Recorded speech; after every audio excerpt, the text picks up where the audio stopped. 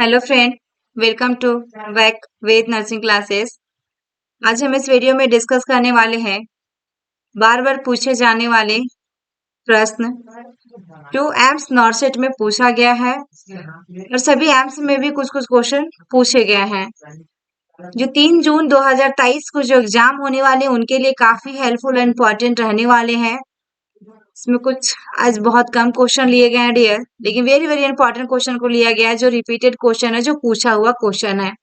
इनकी भी पीडीएफ आपको मिल जाएंगी। सारे के सारे पीडीएफ आपको टेलीग्राम चैनल पे अवेलेबल करवा दी जाएंगी। आप टेलीग्राम पे ज्वाइन कर लीजिएगा एंड इंस्टाग्राम को भी फॉलो कर लीजिएगा, ताकि वहां भी आपको कुछ पोस्ट कर दी जाएंगी। वहां से भी आपको कुछ मिल जाएंगी, अवेलेबल करवा दी जाएंगी। किसी की कमेंट थी मैम रीजनिंग मैथ से भी रिलेटेड, तो ये भी आपको जनरल अवेयरनेस से रिलेटेड भी आपको एमसीक्यूज बेस्ड क्वेश्चन करवाई जाएंगी। जितने भी प्रीवियस ईयर क्वेश्चन पूछा गया है सारे को मैं एक बार सेट कर रही हूँ, ताकि 200 क्वेश्चन आसपास उसमें बन रहे हैं। दोनों को 2 वीडियो में मैं अपलोड कर दूंगी। देन न्यू कुछ और इम्पोर्टेंट रहेगा उसे भी मैं अपलोड कर दूंगी। आप लोग की थोड़ा सा सपोर्ट चाहिए मुझे। आप लोग कमेंट कीजिए, लाइक कीजिए मेरे वीडियो को। लाइव क्लास चाहिए तो उसके लिए भी कमेंट कर सकते हैं। तो मेमोरी बेस्ड क्वेश्चन में एक आध क्वेश्चन होता है कि आपका रॉन्ग या फिर आंसर्स में वैसा कुछ होता है डियर। बाद बाकी सभी जो भी पढ़ाएंगे डेली बेसिस पे अपलोड करेंगे, उसमें सारा कुछ वैसा प्रॉब्लम आपको नहीं आएंगी। तो आइए हम स्टार्ट करते हैं। और मेरी वीडियो अच्छी लगी तो लाइक, शेयर एंड अभी तक सब्सक्राइब नहीं किए, आप फर्स्ट टाइम विजिट किए तो सब्सक्राइब कर लीजिएगा, साथ में ऑल बटन को प्रेस कर लीजिएगा एंड कमेंट करना ना भूलें। आप एक बार कमेंट जरूर करें। तो फर्स्ट क्वेश्चन की ओर मूव करते हैं। यहाँ पे देखिएगा फर्स्ट क्वेश्चन जो लिया गया है, a person who is aloof, isolated and does not socialise falls into which of the following category. एक व्यक्ति जो अलग थलग है, यहाँ पे क्या है, a person who is aloof, isolated and does not क्या सोशलाइज। जो व्यक्ति अलग थलग है और सामूहिकरण नहीं करता है, क्या है यहाँ पे, isolated and does not socialise. क्या है, सोशल सोसाइटी में ये बिल्कुल भी नहीं रहेगा। निम्नलिखित में से किस श्रेणी में आता है, निम्नलिखित में से किस श्रेणी में आएगा आपका, किस श्रेणी में आएगा। यहाँ पे वही लिखा हो गया है कि which of the following category, किस में आएगा आपका डियर, किस में आएगा, विड्रॉन में आएगा, या फिर एनकेएस में आएगा, या फिर एग्रेसिव में आएगा, या फिर अविशेषी में आएगा। 4 ऑप्शन दिया गया डियर, 4 ऑप्शन दिए गए हैं। इसमें राइट आंसर आपका क्या आएगा, क्योंकि यहाँ पे एक व्यक्ति जो अलग थलग है। यहाँ पे a person who is aloof, isolated and does not socialise, ये सोसाइटी के बीच में बिल्कुल भी साथ नहीं है, वो अलग ही रहेगा। तो इससे हम निम्नलिखित में से किस कैटेगरी में ला सकते हैं। तो राइट आंसर इसमें जो होगा डियर, आपका राइट आंसर ऑप्शन सी आएगा, विड्रॉन होगा। Withdrawn is correct answer. यहाँ पे देखेंगे जितने भी डिस्क्राइब किया गया है, इंडिकेट्स विड्रॉन पर्सन, क्या है आपका, इंडिकेट्स विड्रॉन पर्सन। जो भी आपका ये अपर में दिया गया क्वेश्चन वही लिखा हुआ कि एवं गिवन डिस्क्रिप्शन, यानी कि अलग थलग जो रहता है किस में आएगा, विड्रॉन में आएगा। नेक्स्ट में एनकेएस पर्सनालिटी की बात किया जाए, जो आपका एनकेएस यहाँ पे है, worry and fear become overwhelming and can interfere with activity of daily living. मतलब चिंतित व्यक्ति में चिंता और भय अत्यधिक हो जाते हैं। यहाँ पे वही दिया हुआ कैन केस जो होता है, एंजाइटी जो होता है, बहुत ज्यादा स्ट्रेस फील करता है या चिंता करता है, उस व्यक्ति में क्या भय और अत्यधिक हो जाता है। चिंता जो होता है, वरी एंड फियर क्या होता है, सबसे ज्यादा होता है, और दैनिक जीवन की गतिविधियों में बाधा उत्पन्न कर सकते हैं, क्योंकि आप overwhelming and can interfere with activity of daily living. आप यदि टेंशन में रहोगे, चिंता में रहोगे, तो आपको कोई भी काम करने की मन नहीं करेगा। नेक्स्ट में आपका क्या, एग्रेसिव। एग्रेसिव में आपका क्या है, aggressive personality persistent maladaptive aggression is expressed in different ways, different ways. यहाँ पे ये चीज आपका दिया गया है, जिसमें से आक्रामक व्यक्तित्व में लगातार दुर्भावनापूर्ण आक्रामकता अलग अलग तरीकों से व्यक्त की जाती है। ये इसमें किसमें, एग्रेसिव में, एग्रेसिव पर्सनालिटी के अंदर में होगा। क्या होगा कि व्यक्तिगत में लगातार दुर्भावनात्मक, यहाँ पे देखिए दिखा हुआ persistent maladaptive aggression in express in different ways, में अलग अलग तरीकों से क्या किया जाता है, व्यक्त की जाती है। तो इसमें राइट आंसर जो हुआ आपका ऑप्शन ये हुआ, withdrawn. Very very important question है डियर, ये क्वेश्चन पूछा गया है आपके एम्स में 2018 में।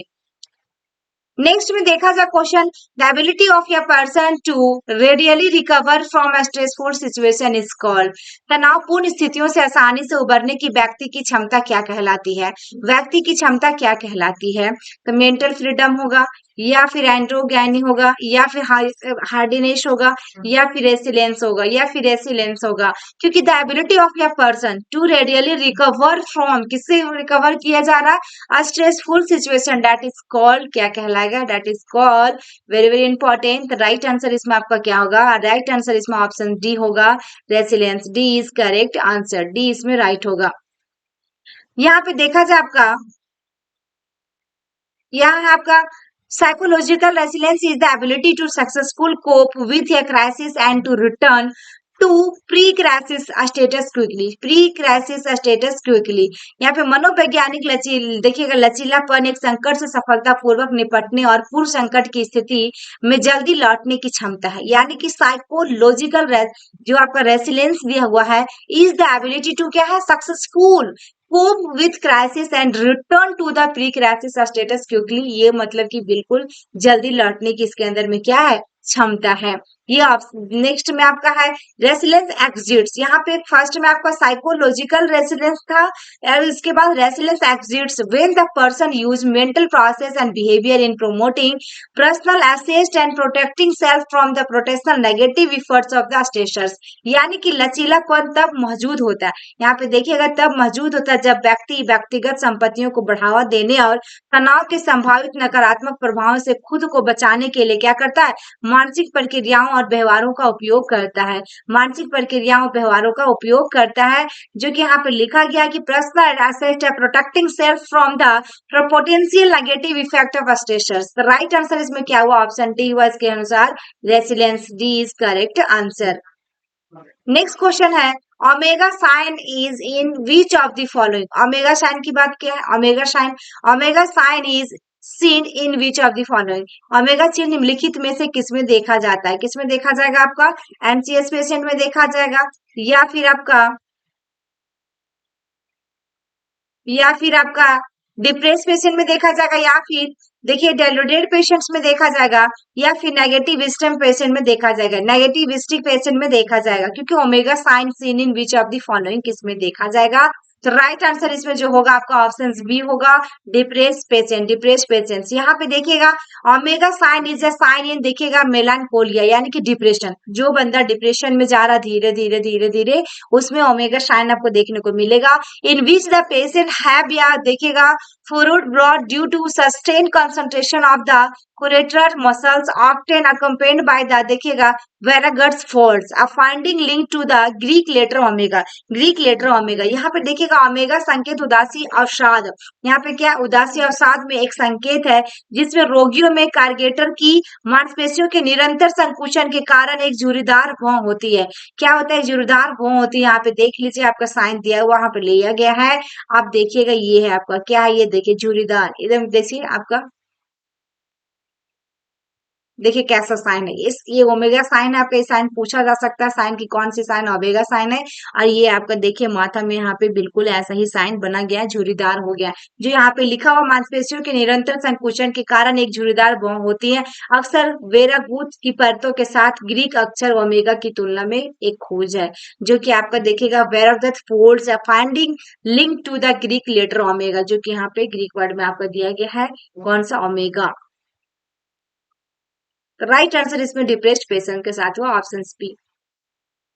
नेक्स्ट आपके पास clinical feature of patient with major depression includes. Clinical feature पूछा गया है, क्लिनिकल फीचर किसके लिए? Of patients with major depression includes, प्रमुख अवसाद वाले रोगी की नैदानिक विशेषता में शामिल है, नैदानिक विशेषता में शामिल है। ऑप्शन सी में साइकोमोटर देखिएगा, एंगेजेड आपका agitations, then second में insomnia and feeling of worthlessness और increased libido। तो यहाँ पे चार ऑप्शन दिया गया। Clinical feature of patient with major depression, जो बहुत ही ज्यादा डिप्रेस हो गया बंदा, डिप्रेस हो गया क्लाइंट, उसके लिए कौन कौन सी क्लिनिकल फीचर देखने को आपको मिलेगा? तो ये आपका स्टेप बाय स्टेप है, ABC होगा, BCD होगा, ABD होगा, ACD होगा। ये नॉर्सिट एम्स में ज्यादा क्वेश्चन ऐसा पूछा जाता है, और ये क्वेश्चन भी पूछा हुआ है। तो राइट आंसर इसमें क्या होगा, क्योंकि क्लिनिकल फीचर पूछा गया मेजर डिप्रेशन के लिए, तो ऑप्शन इसमें ये आएगा, A is correct answer, A B C तीनों आएगा। साइकोमोटर एजिटेशन, इंसोम्निया आएगा, फीलिंग ऑफ वर्थलेसनेस आएगा, फीलिंग ऑफ वर्थलेसनेस आएगा, ये तीनों का तीनों इसमें आपका आएगा। यहाँ पे देखा जाए एज पर देखिए DSM IV criteria for major depressive disorder क्या है, मेजर डिप्रेसिव डिसऑर्डर। फिर उसके बाद आर 5 मोर, यहाँ पे 5 more following symptoms present during the, present देखिएगा, present during the same 2 weeks period and represent या change from previous functioning। change from कब चेंज किया जाता है, जो पहले के जो फंक्शनिंग है, कार्य है, उसको 2 सप्ताह पहले क्या किया जाता है, इस पीरियड को चेंज किया जा सकता है। प्रमुख अवसादग्रस्त विकार के लिए डीएसएम आईवी मापदंड के अनुसार समान 2 सप्ताह की अवधि के दौरान निम्नलिखित लक्षणों में से 5 अधिक मौजूद हैं और पिछले कामकाज से बदलाव के प्रतिनिधित्व करते हैं। तो ये आपका दिया गया, जिसमें से कौन कौन से हम लोग देख लेते हैं, कौन कौन है हम लोग देख लेते हैं।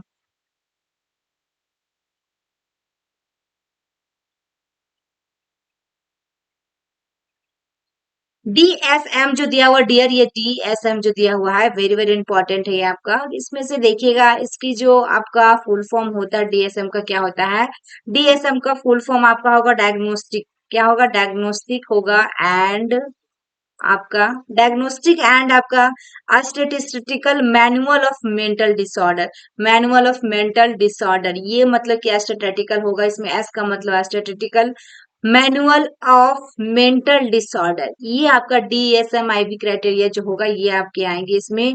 तो राइट आंसर इसमें देखिए चार चार ए हुआ ऑप्शन ए बी सी। इसमें देखा जाए देखिए depress mood most of the day हमेशा रहेगा, ज्यादातर रहता है। मार्कली डिमिनिश इंटर देखिएगा इंटरेस्ट और pleasure in the all activities में, सभी काम में। सिग्निफिकेंट वेट लॉस हो सकता है, नॉट डाइटिंग और वेट गेन। देन उसके बाद इंसोम्निया भी हो सकता है, जो कि हमारा ऑप्शन में इंसोम्निया है। उसके बाद साइकोमोटर देखिए एजिटेशन है, जिसमें जो है आपके ऑप्शन में येलो कर दिया गया है। फैटिक और लॉस ऑफ एनर्जी एवरीडे, तो वर्थलेसनेस भी होगा। Diminish ability to think and concentrate, और उसके बाद recurrent thought of death, very very important है ये आपका, कि कौन कौन से है इसमें से, जिसमें से क्या बताया कि 5 मोर देखिए डिसऑर्डर और 5 मोर और following symptom present during the same 2 weeks, जो कि आपका 2 सप्ताह की अवधि के दौरान निम्नलिखित लक्षणों में से 5 अधिक मौजूद हैं, तो पिछले कामकाज से बदलाव का प्रतिनिधित्व करते हैं, यानी कि प्रीवियस फंक्शनिंग से। तो राइट आंसर इसमें क्या हुआ, ऑप्शन सी हुआ, ए बी और सी। वेरी वेरी इंपॉर्टेंट क्वेश्चन रहा डियर। नेक्स्ट यहाँ पे विच of the following is not a characteristics of endogenous depression, endogenous depression यानी कि निम्नलिखित में से कौन सा अंतर्जात अवसाद की विशेषता नहीं है। The more sadness during morning, having suicidal tendency, a better feeling when is देखिएगा solitude, and feeling of more sadness during evening, feeling of more sadness during evening. तो वेरी वेरी इंपॉर्टेंट है, क्योंकि नॉट या characteristics of पूछा, यहाँ पे पहले ही ध्यान देना आपको कि इसमें से कौन सा एक होगा जो आपका एंडोजेनस डिप्रेशन का एक ऑप्शन से नहीं आएगा, निम्नलिखित में से कौन सा नहीं आएगा। तो राइट आंसर इसमें ऑप्शन डी होगा, जो feeling of more sadness during evening, feeling of क्या होगा, बहुत ही ज्यादा क्या होगा, इवनिंग के दौरान, शाम के दौरान बहुत ही ज्यादा वो दुखी महसूस करेगा, सैडनेस महसूस करेगा, ये आपका एंडोजेनस डिप्रेशन के अंदर में नहीं आएगा। Feeling of more sadness during evening is not the characteristics of endogenous depression. Feeling of sadness in the morning होता है। देखिए वेरी वेरी इंपॉर्टेंट क्वेश्चन रहा डियर, इसकी यहाँ पे दे दिया गया, यदि क्वेश्चन में आता है कि फीलिंग ऑफ मॉर्निंग होगा तो क्या आएगा, राइट आंसर आपका एंडोजेनस डिप्रेशन आएगा। क्या आएगा, एंडोजेनस डिप्रेशन आएगा। दी मॉर्निंग में क्वेश्चन पूछता है तो is the characteristics of endogenous depression, शाम के समय अधिक उदासी महसूस करना अंतर्जात अवसाद की विशेषताएं नहीं है, लेकिन सुबह उदासी महसूस करना अंतर्जात अवसाद की क्या है, विशेषता है। तो वेरी वेरी इंपॉर्टेंट रहा, आई होप कि आपको समझ में आ गया होगा अच्छे से। तो राइट आंसर इसमें आपका ऑप्शन डी रहा। नेक्स्ट है हमारा डायग्नोस्टिक इंटरव्यू विथ सोडियम, देखिएगा एम्प्टील और हाइप्नोसिस is a special feature of, is a special feature of sodium देखिएगा माइटेल या सम्मेलन के सम्मोहन के साथ नैदानिक साक्षात्कार की एक विशेषता है, यानी कि देखिए क्या क्या है, एमिटेल है और हाइप्नोसिस है। ये स्पेशल फीचर क्या होगा? तो पोस्ट ट्रॉमेटिक न्यूरोसिस या मेनिया होगा या हाइपर वेंटिलेशन सिंड्रोम या फिर फोबिया होगा। वेरी वेरी इंपॉर्टेंट पूछा है। डायग्नोस्टिक इंटरव्यू विथ सोडियम एमिटेल और हाइप्नोसिस इज स्पेशल फीचर क्या होगा? तो राइट आंसर इसमें जो होगा डियर आपका ऑप्शन सी होगा, post traumatic neurosis. Post traumatic neurosis आएगा। देखिएगा therapeutic indication of amytal interview include, यहाँ पे लिखा गया है include the aberrations of traumatic neurosis, recovery of memory in amnesic and fugue status, and recovery of function in conversion disorder। यानी कि देखिएगा अमाइटल इंटरव्यू के चिकित्सक संकेतों में दर्दनाक न्यूरोसिस की कमी और फिर एमनेसिक और फ्यूगस राज्यों में यहाँ पे स्मृति की वसूली और रूपांतरण विकारों में कार्य की वसूली शामिल है। देन उसके बाद आपका amytal interview have a valid role in assessment and initial management of catatonia, hysterical stupor, and unexplained muteness, as well as distinguishing between the depressive and schizophrenic and organic stupor status। ये सारे जो है आपका एमिटल interviews के अंदर में आएगा। और थेरेपेटिक इंडिकेट्स में कौन कौन सा आपको बताया, क्या क्या बताया? ट्रॉमेटिक न्यूरोसिस, रिकवरी हो रहा है memory in amnesic and fugue states, the recovery of function in conversion disorder, किसके अंदर में? थेरेपेटिक इंडिकेशंस के अंदर में। तो ये देन आपका एमिटल इंटरव्यू में पूछता है कौन कौन से मैनेजमेंट की जा सकती है, असेसमेंट किया जाता है। तो कैटेटोनिया, हिस्टेरिकल स्तूप और स्पष्टीकरण देखिएगा गूंगापन के मूल्यांकन और प्रारंभिक प्रबंधन के साथ साथ अवसादग्रस्तता और सिजोफेनिया और जैविक बेकुफराज, ये चीजें स्टूपर सचेटस, ये चीजें दिया गया है। Very very important. Right answer इसमें जो हुआ आपका ऑप्शन ये हुआ पोस्ट ट्रॉमेटिक न्यूरोसिस। नेक्स्ट है थिंकिंग कंटेनिंग, देखिएगा erroneous conclusion and internal contractions, contraindication is called, contraindication होगा यहाँ पे इज कॉल्ड। गलत निष्कर्ष और आंतरिक देखिए विरोधाभास वाली सोच क्या कहलाती है? ऑटिस्टिक थिंकिंग कहलाता है, क्रिटिकल थिंकिंग कहलाता है, इलॉजिकल थिंकिंग कहलाएगा या फिर लॉजिकल थिंकिंग कहलाएगा। वेरी वेरी इंपॉर्टेंट है। राइट आंसर इसमें क्या होगा? आप लोग भी कमेंट बॉक्स में कमेंट करते जाइएगा इसमें राइट क्या होगा। आपके पास इतना टाइम मिल जाता है इसमें ऑफलाइन क्लास में भी कि आप कमेंट कर सकते हैं और आप अपने आप को इवेल्युएट कर सकते हैं आपकी टेस्ट में कितने मार्क्स आए हैं। तो इसमें राइट आंसर क्या होगा? वेरी वेरी इंपॉर्टेंट क्वेश्चन है।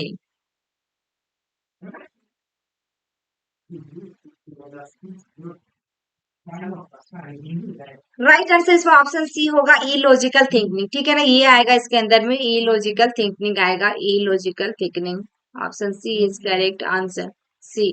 यहाँ पे थिंकिंग कंटेनिंग देखिएगा एररनेस है आपका conclusion and internal contraindication is called contraction, contraindication is called. तो आपका गलत निष्कर्ष और आंतरिक विरोधाभास वाली सोच कहलाती है लॉजिकल थिंकिंग। यहाँ पे देखा जाए ऑटिस्टिक थिंकिंग में क्या होगा? कंप्रोमाइज किया जाता है inner thought and individual reality, and individual क्या है? इंडिविजुअल रियलिटी यहाँ पे दिया गया है। डे ड्रीमिंग एंड देखिएगा fantasies are elements of autistic thinking, elements of autistic thinking. Autistic सोच में आंतरिक विचार और व्यक्तिगत वास्तविकता शामिल होती है। क्या होता है आपका ऑटिस्टिक थिंकिंग में? क्या होगा? आंतरिक विचार जो कि आपका compromises the thought are individual reality, जो आपका दिन दिवस स्वप्न और कल्पनाएं ऑटिस्टिक सोच के तत्व, यानी कि डे ड्रीमिंग एंड यहाँ पे फैंटासिस आपका आर एलिमेंट ऑफ किसका होता है? ऑटिस्टिक थिंकिंग का। नेक्स्ट में क्रिटिकल थिंकिंग की बात किया जाए बी ऑप्शंस में मीन्स क्या होता है? मेकिंग रीजन, देखिएगा judgements that are logical and well thought out, logical and well thought out. देखिएगा आलोचनात्मक सोच का अर्थ है तर्कपूर्ण निर्णय लेना जो तार्किक और सुविचारित हो। देन लॉजिकल थिंकिंग में क्या होगा? Process in which one user uses reasoning consistently to come to या कंक्लूजन, यानी कि तार्किक सोच वह प्रक्रिया है जिसमें व्यक्ति किसी निष्कर्ष पर पहुंचने के लिए लगातार तर्क का उपयोग करता है, जैसे कि लॉजिकल थिंकिंग में। तो सभी थिंकिंग का यहाँ पे दे दिया गया। ऑप्शन सी में इलॉजिकल थिंकिंग था, ऑप्शन सी में इलॉजिकल था। आर्टिस्टिक थिंकिंग के बारे में बताया गया, क्रिटिकल थिंकिंग के बारे में बताया गया, इसका मीन्स क्या होगा? लॉजिकल थिंकिंग का मीन्स क्या होगा? Next, what is the condition in which children is pulling out here, बच्चे किस स्थिति में बाल खींच रहे हैं? बच्चे किस स्थिति में बाल खींच रहे हैं? वेरी वेरी इंपॉर्टेंट है ये आपका। राइट आंसर इसमें क्या होगा?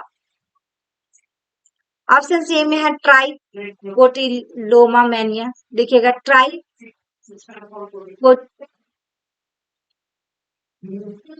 ट्राइकोट इलोमेनिया, फिर उसके बाद एक्रोफोबिया, उसके बाद इमेपैरामिन, उसके बाद ओलेंजापिन, ओलेंजापिन है।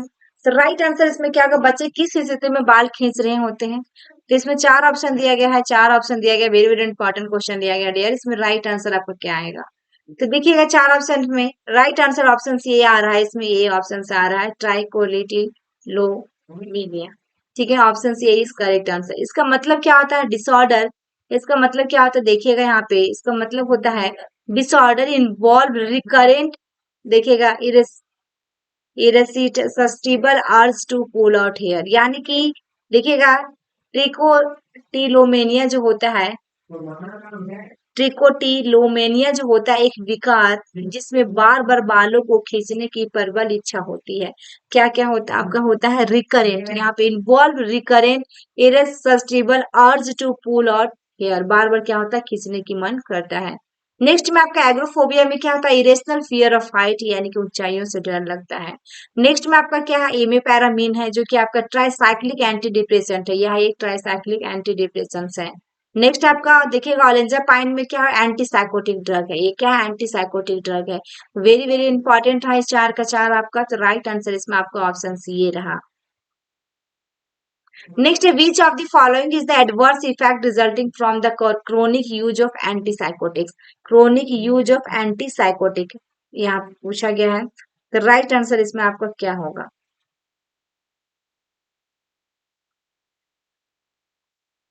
तो इसमें पार्किंसन ट्रेमर हो सकता है, या फिर देखिएगा एकास्थीया हो सकता है, या फिर मैलिग्नेंट सिंड्रोम हो सकता है, या फिर टार्डिव डिस्काइनेसिया हो सकता है।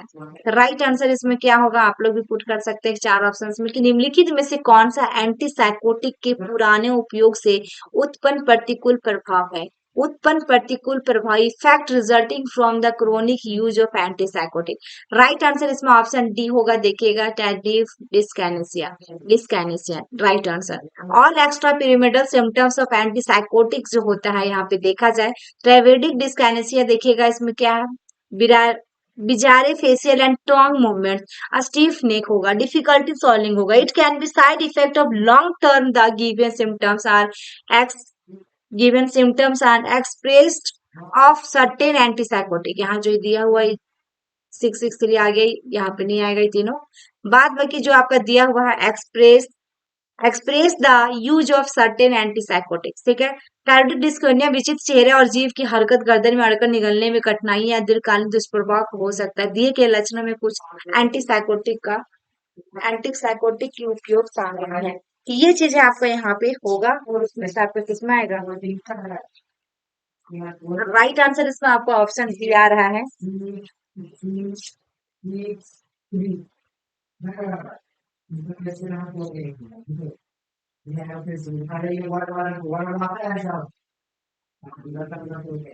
गिवन सिम्टम्स के बाद आपका जो है गिवन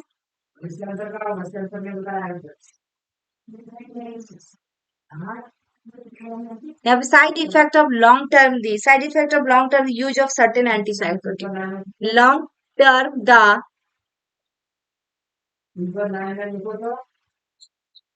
डिफिकल्टी क्या हो रहा है? सॉल्विंग हो रहा है। It is side effect of long term the use of certain antipsychotic, यहाँ से यहाँ तक नहीं होगा डियर, ये चीजें इसमें नहीं आएगा। ये आएगा आपका यूज ऑफ सर्टेन एंटीसाइकोटिक, ठीक है ना, जो कि आपका किसमें? ट्राइवेड डिस्कैनेसिया में कर रहे हैं, जो facial and tongue movement, stiff neck, difficulty solving, it can be side effect of the long term the use of certain antipsychotic. वही चीज यहाँ पे पूछा क्वेश्चन में कि following is the adverse effect क्या होगा resulting from the chronic use of antipsychotic, यानी लॉन्ग टर्म करे तो लंबे समय के लिए, क्रोनिक में भी आपका क्या होता है? लॉन्ग टर्म होता है, लंबे समय के लिए होता है क्रोनिक, और एक्यूट का मतलब क्या होता है? कुछ ही दिनों से उसका प्रॉब्लम आई है। नेक्स्ट में आपको पार्किंसन ट्रेमर में क्या? द सिम्टम्स में appear with in 1 to 5 days after the initiation of antipsychotic medication, यानी एंटीसाइकोटिक दवाओं की शुरुआत के 1 से 5 दिनों के भीतर लक्षण दिखाई दे सकते हैं। नेक्स्ट में क्या है आपका? अकेस्थिया है, में अकर 50 to 60 days after initiation of therapy, ये चिकित्सा शुरू करने के 50 से 60 दिनों के बाद आपका अकेस्थिया हो सकता है। नेक्स्ट में आपका नीरो देखिएगा, लैप्टिक मैलिग्रेशन सिंड्रोम जो है आपका एनएमएस, वन से टक्कर with in hour after drug initiation, ठीक है ना। तो ये चीजें जो दिया गया है यहाँ पे दवा की शुरुआत के कुछ घंटों के भीतर शुरुआत होती है, कुछ घंटों के भीतर शुरुआत होती है। वेरी वेरी इंपॉर्टेंट क्वेश्चन रहा डियर। यहाँ पे फर्स्ट में पूछते हैं कि साइड इफेक्ट जो होगा क्रोनिक यूज ऑफ एंटीसाइकोटिक में, तो क्या आएगा? ऑप्शन डी आएगा। यदि पार्किंसन ट्रेमर की बात करेगा तो उसमें क्या होगा? 1 से 5 दिन के बाद होगा, इनिशिएशन स्टार्ट हो जाएगा। और यदि आपका अकेस्टिया का बात करें, ऑप्शन बी का बात करें, तो 50 से 60 दिन के इनिशिएशन ऑफ थेरेपी के बाद। यदि आपका बात करें मैलिग्नेंट सिंड्रोम की बात करें, तो इसमें क्या होगा? आपका दवा की शुरुआत के कुछ घंटों के भीतर ही आपको क्या होगा? शुरुआत होना स्टार्ट हो जाएगा। नेक्स्ट एंड लास्ट क्वेश्चन है आपका, a client with schizophrenia is receiving, देखिएगा, क्लोरप्रोमाजिन, this is a 400 mg twice a day and adverse side effect of the medication is, देखिएगा, सिजोफ्रेनिया से पीड़ित एक ग्राहक को दिन में 2 बार क्लोरप्रोमाजिन, जिसमें कि थोर्जिन जिसको कहते हैं, 400 मिलीग्राम दिया जा रहा है। दवा का प्रतिकूल प्रभाव क्या होगा? फोटो सेंसिटिविटी हो सकता है, एलिवेटेड टेम्परेचर हो सकता है, या वेट गेन हो सकता है, या एलिवेटेड ब्लड प्रेशर हो सकता है। 4 ऑप्शन दिया गया है, 4 ऑप्शन इसमें राइट आंसर क्या हो सकता है? क्योंकि सिजोफ्रेनिया से पीड़ित है वो, क्या सिजोफ्रेनिया से पीड़ित है, तो राइट आंसर इसमें जो होगा ऑप्शन बी होगा, elevated temperature. B is correct answer. हमारा क्या होगा? टेम्परेचर, तापमान जो होगा बढ़ता जाएगा। क्या होगा? प्रतिकूल प्रभाव इसमें क्या पड़ेगा? तापमान इसमें बढ़ेगा। तो देखिएगा, क्लोरप्रोमाजिन डिप्रेशन, देखिएगा, हाइपोथैलेमिक थर्मो रेगुलेटरी मैकेनिज्म। क्या है? थर्मो, यहाँ पे थर्मो आ गया, thermoregulatory mechanism. Exposure to extreme temperature में कॉजेज हाइपरथर्मिया। हाइपरथर्मिया क्या है? मोर देन 100 रहेगा तो आपका 95 से ज्यादा रहेगा हाइपरथर्मिया रहेगा, बिलो 95 रहेगा तो हाइपोथर्मिया में जाएगा। तो इसमें आपका क्या है? हाइपरथर्मिया, हाइपरथर्मिया में जा रहा है। तो क्लोरप्रोमाजिन हाइपो, देखिएगा, हाइपोथैलेमिक थर्मो रेगुलेटरी मैकेनिज्म को कम करता है और अत्यधिक तापमान के संपर्क में आने से हाइपरथर्मिया हो सकता है, हाइपरथर्मिया हो सकता है। यहाँ पे क्या बताया कि क्लोरप्रोमाजिन जो है डिप्रेशन, यहाँ पे ये जो हाइपोथैलेमिक थर्मो रेगुलेटरी मैकेनिज्म को कम करता है। क्या बोल रहा है यहाँ पे? डिप्रेशन करता है हाइपोथैलेमिक थर्मो रेगुलेटरी मैकेनिज्म। लेकिन एक्सपोजर, जैसे ही अत्यधिक तापमान के संपर्क में, टेम्परेचर में कॉजेज हाइपरथर्मिया, संपर्क में आने से क्या होता है? हाइपरथर्मिया हो सकता है। इसलिए क्या होगा इसमें राइट आंसर? इसके अनुसार थर्मो से रिलेटेड है, आपका टेम्परेचर से रिलेटेड है, ऑप्शन बी ही आएगा इसमें करेक्ट आंसर, एलिवेटेड टेम्परेचर आएगा। तो B is correct answer. Other जो adverse effect are APS, sedation and hypotension, ये किसका है? आपका अदर जो दिया गया है, फोटो सेंसिटिविटी है, आपका वेट गेन है, आपका एलिवेटेड ब्लड प्रेशर है, ये सब किस में आएगा? आपका हाइपोटेंशन में आएगा। Thank you for watching my video. I hope कि मेरी वीडियो आपको अच्छी लगी हो, तो लाइक जरूर कीजिएगा, ज्यादा से ज्यादा शेयर कर दे अपने फ्रेंड सर्कल तक, एक छोटा सा कमेंट करें, प्यारा सा कमेंट जरूर करें डियर, ताकि मुझे थोड़ा और ज्यादा मोटिवेट मिले। और आपके मन में जो भी क्वेरी आप मतलब कमेंट कर सकते हैं, उस कमेंट को मैं पूरी कोशिश करूंगी पढ़ने की, देन उसका आंसर देने का, जवाब देने का। तो आप कमेंट कीजिएगा, देन आपको मेरी वीडियो कैसी लग रही है, या फिर आपको किस टॉपिक पे चाहिए, कैसे क्वेश्चन चाहिए, क्या चाहिए, आप सारे के सारे कमेंट